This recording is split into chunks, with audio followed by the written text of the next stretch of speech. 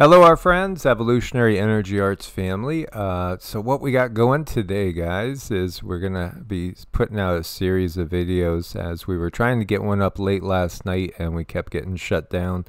So we're going to break it up into pieces, and a portion's going on Patreon. That'll be a little bit touchier. And then this, and then actually the third will be the first. The first will be the last. The last will be the first. Hooray! Yeah, there's so much going on. We want to break it down into little nuggets. We're going into an all-new time period, and we want to thank Sharon. Thank you so much, Sharon. That is our newest Patreon. And let's start over here. We see the...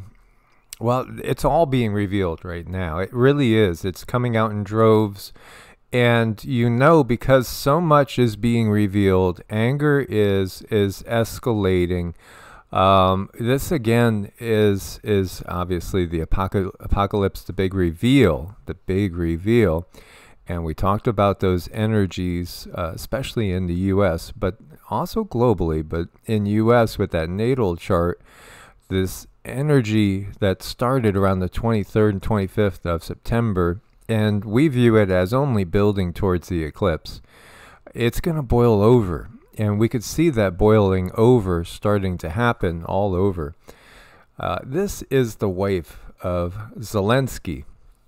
She went, as you can see, she's driving in luxury.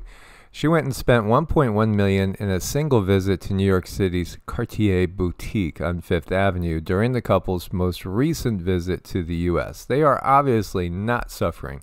If you could go to a place like Cartier's and just drop $1 million in a blink of an eye, obviously they are not suffering. He wears camo everywhere, trying to make it out like he's some tough guy, but it's all sales. These are just, well-paid puppets at the expense of the masses. And their pay rate is going up higher and higher and higher. I'm looking at this, our tax dollars so hard at work. And then I look around and I see so many people struggling just to pay rent, get dinner on the table. It's disgusting. Yeah, and here's Elon. Now, they're building him up, and you can see from his comments and the way he's being portrayed is, he's almost like Bruce Wayne. I keep thinking that it's like they're trying to make him into the Batman character. Watch him have some amazing toys and act like a vigilante at night. Something will come out like that. Yeah, they really truly are.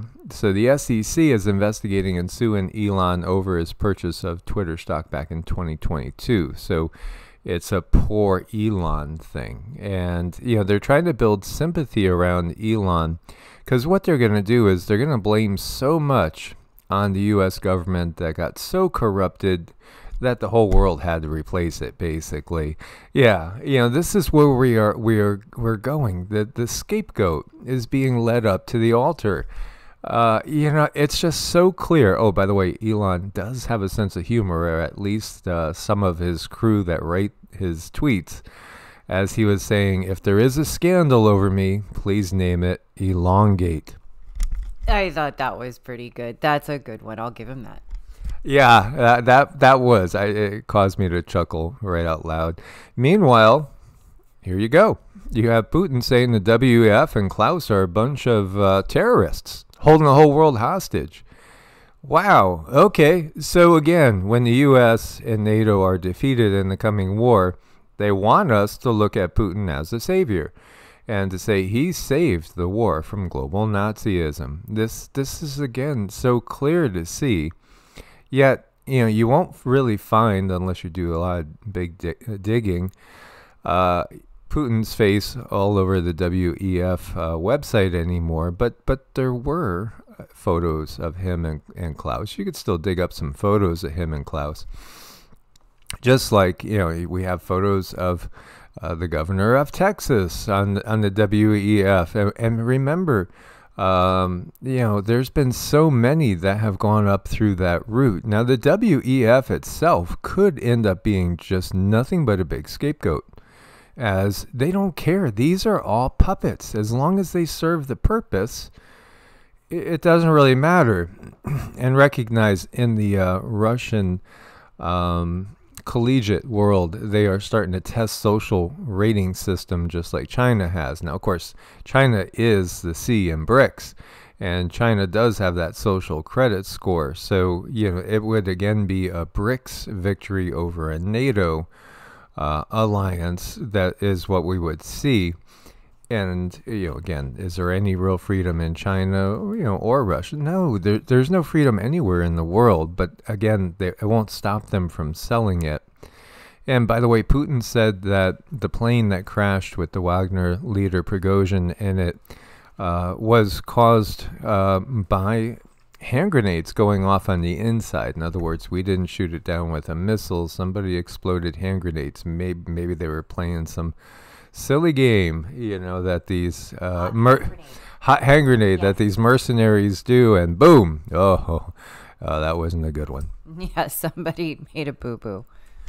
Yeah, again, I gotta wonder, is that the first assassination that Alois Ermeiler saw? He saw 3 assassinations, and when the third one happened, which he said would happen in Serbia, around that area, the Balkans, and there is obviously tension in the Balkans, he said the third one would happen there, and then there would be immediate retaliation, and World War III officially starts. North Korea began supplying Russia with artillery for the war against Ukraine. And then we have Putin calling Trudeau an idiot because he didn't know that Hitler and his henchmen fought against Russia during World War II. It just means he didn't study in school, has no basic knowledge. And if he did that and calls himself the hero of Canada and Ukraine, then he is a villain. Well, there's lots of things we could say about this. It wasn't really Russia. I mean, Russia was a part of the Soviet Union. It was the Soviet Union back in those days.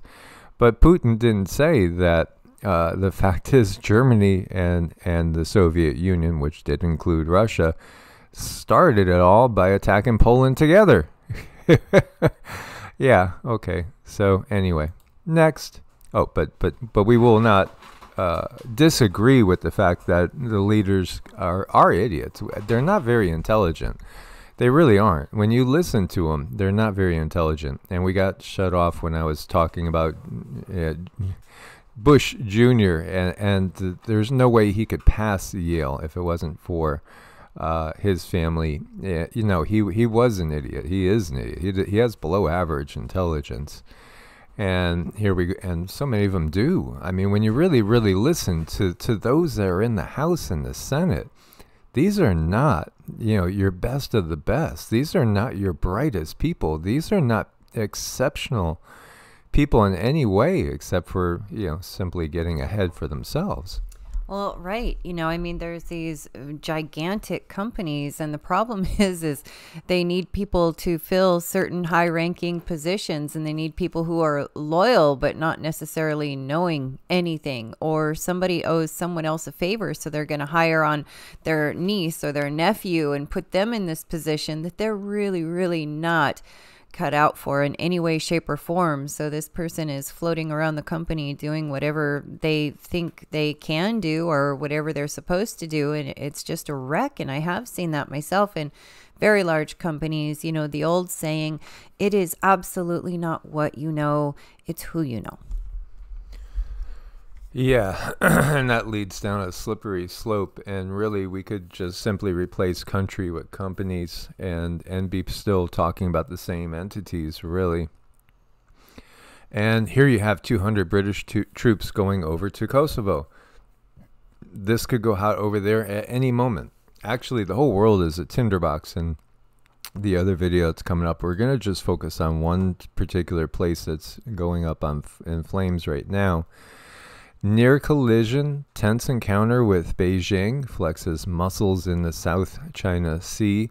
And this is in the Philippines area. There are disputed islands, disputed territory over there for fishing. As you know, China, they send hundreds, if not thousands, of these fishing vessels that have been outfitted militarily off even the coast of South America to fish areas and to bring it back.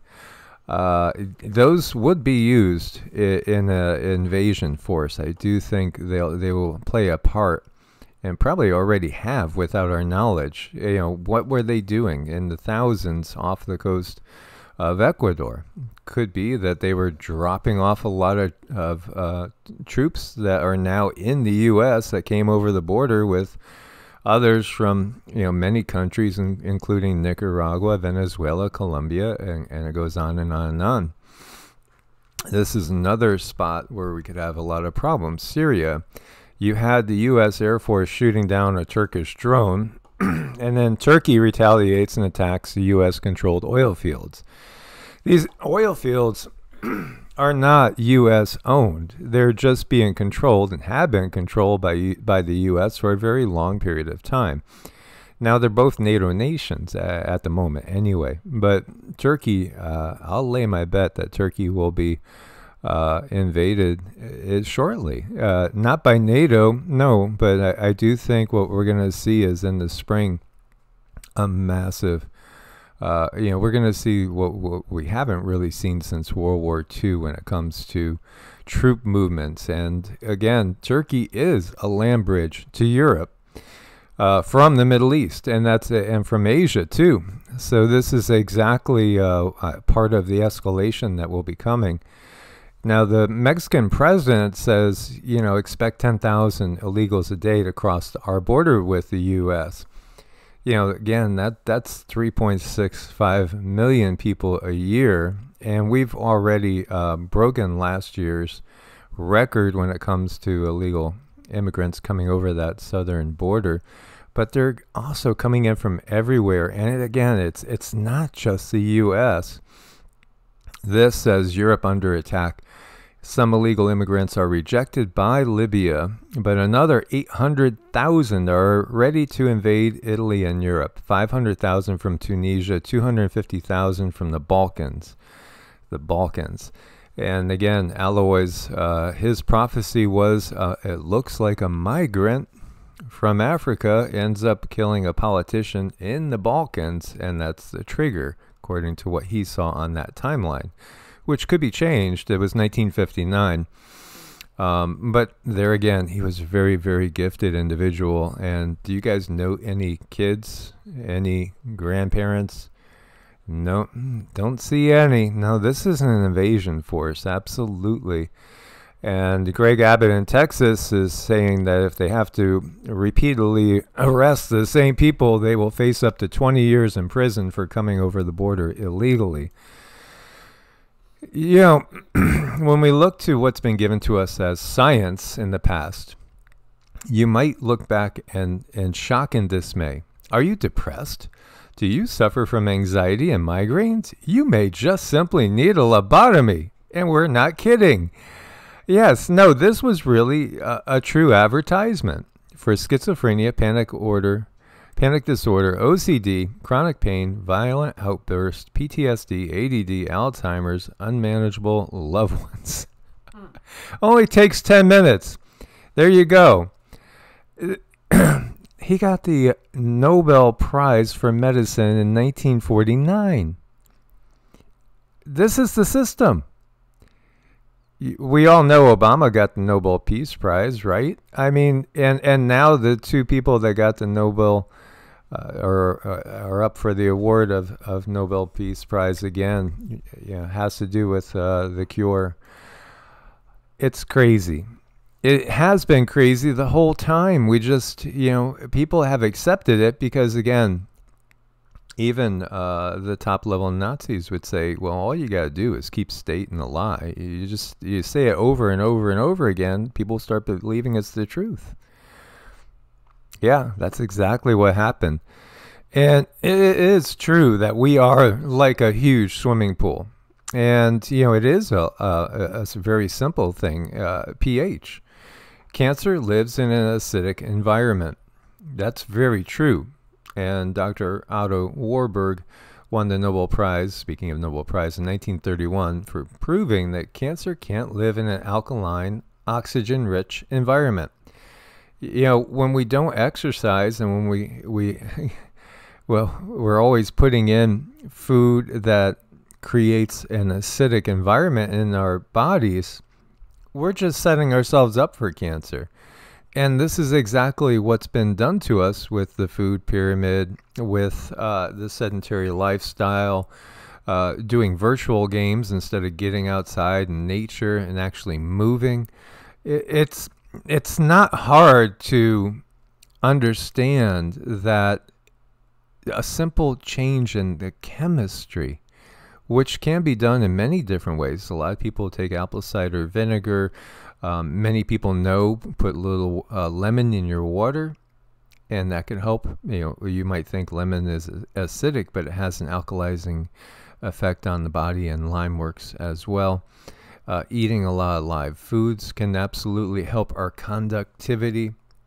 When we think about how sludgy so many people's blood is, especially people that did a certain thing, because again, their blood is being blocked from flowing properly.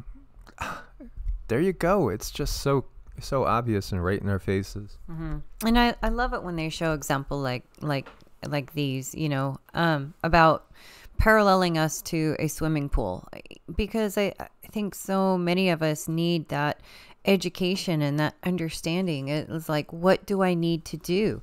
Well, study how do they get a swimming pool balanced? Look at these basic things, and no, you don't want to put those same things in your body, but it is a good parallel. It's like, then you go out and you start to learn, okay, what do I need to do to get myself in a place where my body is no longer a home for these things, and I often relate that to parasites. When people are trying to get rid of parasites, you want to make that environment uninhabitable. Same as with bugs in your house. They hate the smell of peppermint. They don't like things like borax. They don't like things like baking soda. Keep those things around your house, and these bugs, they're just not going to have anything to do with you. To them, it's like smelling death.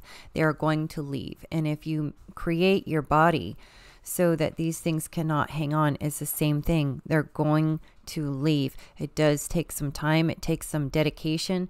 But gosh, once you're faced with something like cancer, usually it really puts some steam in your behind. So you go out and you learn these things. But unfortunately, so many times when you go to mainstream to learn, they're going to tell you things like, oh, just do chemo, things like that. And if you do that, well, it's just kind of, I'm not a doctor, but from what I've seen, it doesn't work out very well. So making the body more alkaline, finding a nutritionist, somebody who can help you, somebody who is into alternative medicine.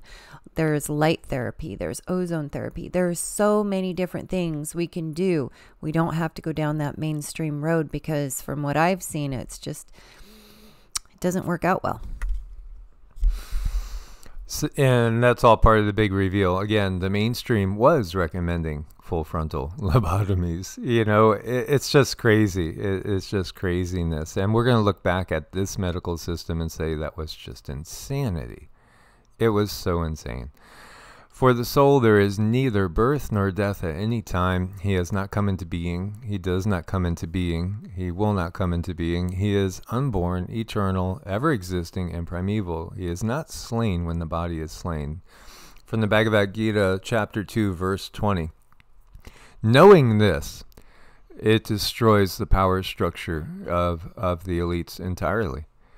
Because then all of a sudden we have no fear. Now, if you have to follow a certain dogma or rely on somebody else's actions to obtain that which is stated in again, the Bhagavad Gita, chapter 2, verse 20, well, then it's different. Then you have to go by, what is told to you. If you start believing in somebody else's dogma, you're going down a path of control. This is what they know. Now you might say, well, this is dogma, but listen to this dogma. And again, it's dogma that just simply says you are your own creator in the biggest sense of that creation.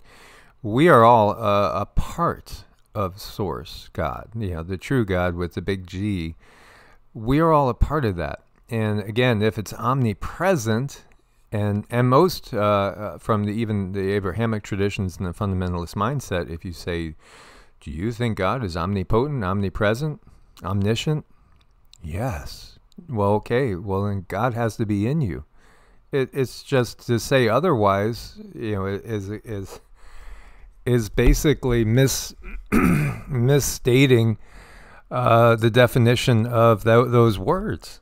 That's the problem. People don't go deep enough. They just simply trust. Look what trusting has gotten us. When you trust in the very first DR that you go to see, are you not putting your entire life in somebody's hands? And this is why, again, we would say, and we would not say that we are Hindu, and we wouldn't say that we're Christian. We wouldn't say that we're certainly not atheist. We wouldn't label ourselves. We just take what resonates and say, okay, well, this statement, yeah, this feels right. And given everything that we've experienced firsthand, we agree with this statement. But no, we're not really a Hindu. We're not really Christians. We're not Islamic. We're not Jews. We're not any of these isms, because we don't want to label ourselves and put ourselves in a box. Humanity's accepted labels. Humanity's accepted being put in a box, and that limits potential. I don't think that there is a way you could label us, because we're too, I don't know, we bounce out of the lines too often. It's like we might look at something and see something and experience something, but then we might go off in a totally different direction because we're free. It's like we've been through all the boxes. We've looked at all the boxes. We've looked at all the labels, and we've decided to make our own path. And I think that's a really good idea. But as far as labels are concerned, they do have a purpose. Everything has a purpose. And that's to find out, do you fit into this area? Do you not fit into this area? But really, ultimately, no one can put any one label on any one being. We're like snowflakes. Everyone is completely different and very unique and very special and very beautiful in your own way. And that's the whole point. Much love, God bless, and namaste. Namaste.